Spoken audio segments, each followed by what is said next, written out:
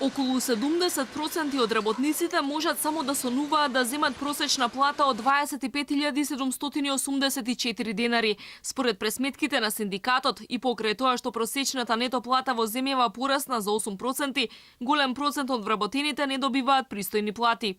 Во секторот земјоделство просечната плата е 19.100 денари, во преработувачката индустрија на 21.000 денари, а во градежништвото 22.633 денари. Имаме забелешка што платите не одат континуирано сите горе, него одат само најдолните и тоа влијае на овај просек, а рачунете кога би одело на сите би бил друг ефектот и користа на работниците.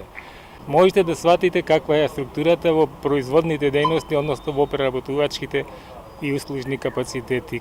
Просекот според синдикатот се зголемил само статистички поради порастот на минималецот, но работниците никако не може да стигне до сумата од над 25.000 денари месечно. На овој начин се издадачуваат платите на луѓето независно од нивната умешност и образование.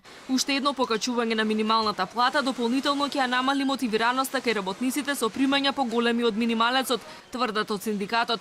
Бараат владата да им помогне на фирмите за да може да им дадат повисоки плати на овие луѓе. За да не дојде до таа уравниловка која подразбира немотивираност на оние со повисоко образование, со поодговорни работни места, бидејќи ќе се изедначат со најниската категорија на вработени. И дефинитивно да почне поместувањето на платите кај сите вработени, а не само кај ниската категорија.